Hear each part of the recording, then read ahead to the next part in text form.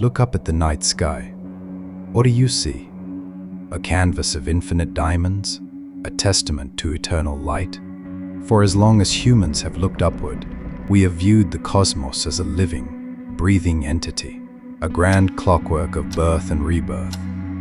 We see stars being born in the hazy cradles of nebulae, and we see galaxies dancing in a gravitational ballet. But what if I told you that this view is an illusion, a cosmic ghost story told by light that has traveled too far and for too long? What if the grand masterpiece of existence is already finished? What if the universe, as a creative force, is already dead, and we are simply living in the fading ripples of its final breath? To understand the death of the universe, we must first confront the treachery of light. Light is the fastest thing in existence, but it is not instantaneous.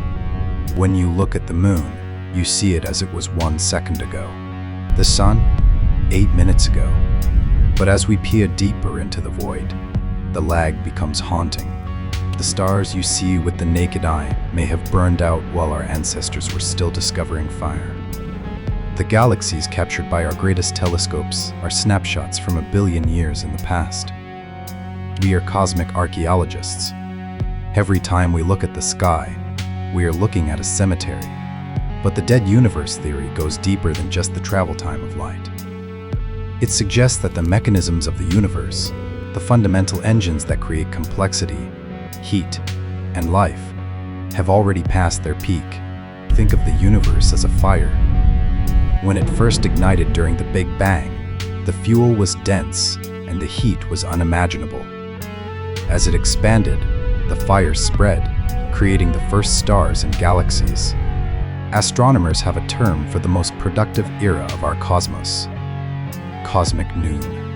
This was the golden age of the universe, occurring roughly 10 billion years ago. During this period, galaxies were churning out stars at a rate hundreds of times faster than they are today.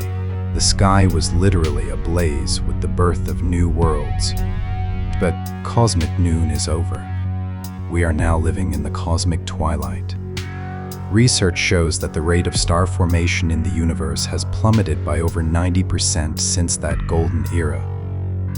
The universe has used up most of its available hydrogen gas. The factories are closing down. The clouds of dust are thinning. Statistically speaking, the vast majority of stars that will ever exist already exist. Most of the light that will ever be shed has already been emitted. In physics, there is a law that no one can outrun, the second law of thermodynamics. It tells us that entropy or disorder always increases. Energy wants to spread out. It wants to go from hot to cold, from concentrated to dissipated. Imagine a cup of hot coffee in a cold room. The heat will eventually leave the cup and fill the room until everything is the same lukewarm temperature. That is the fate of our universe. We call this the heat death.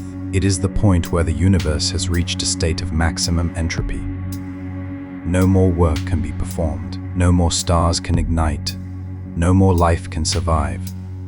But here is the chilling part. On a cosmological timescale, the transition from the Big Bang to heat death happens in the blink of an eye. If we look at the total lifespan of the universe, from the first spark to the final fading proton, the era of stars is infinitesimally small.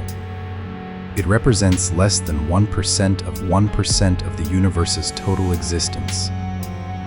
In the eyes of eternity, the living universe, the one full of light and warmth, is just a momentary flash, a spark in a dark room. By the time we evolved to observe it, the spark had already begun to dim. While the fire is dying, the room is also getting bigger.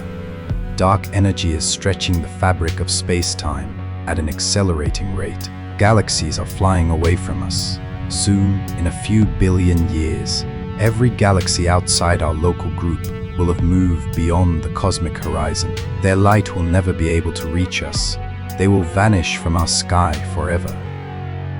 If a civilization were to rise in the far future, they would look at the sky and see nothing. No galaxies, no cosmic microwave background radiation. They would conclude they are alone in a static, dark void. They wouldn't even know a Big Bang happened. They wouldn't know other galaxies existed. In a sense, the universe is already dying because it is becoming disconnected. The nervous system of the cosmos is being severed by the expansion of space. Each part is becoming a lonely island in an ocean of nothingness. There is a provocative hypothesis in theoretical physics that suggests the vacuum of our universe isn't actually stable. It's what they call a false vacuum. The idea is that the universe might have already undergone a catastrophic phase transition billions of light years away. A bubble of a new state of physics could be expanding at the speed of light, erasing everything in its path. Because it moves at light speed, we wouldn't see it coming. 1 second, we exist. The next, the laws of physics change, and atoms can no longer hold together.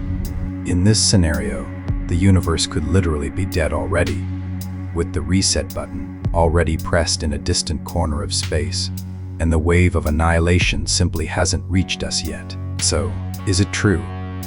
Is the universe a corpse? In the grandest sense, yes. We are living in the leftovers of a cosmic explosion that happened eons ago. We are the ash of stars that died before our solar system was even a cloud of dust. But perhaps dead is the wrong word. Think of a fallen tree in a forest. To the tree, life is over. But to the moss, the fungi, and the insects, that fallen tree is a vibrant, rich ecosystem.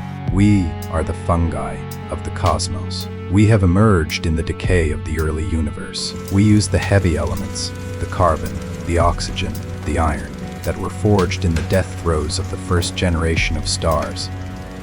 If the universe weren't dying, if stars weren't exploding, and energy wasn't dissipating, we wouldn't be here.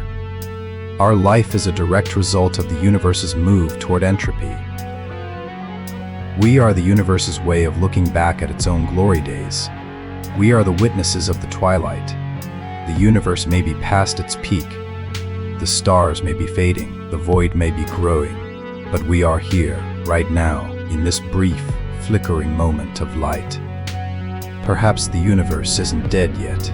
Perhaps it is just taking its final, long exhale, and we are the dream it has just before it falls into a permanent, silent sleep.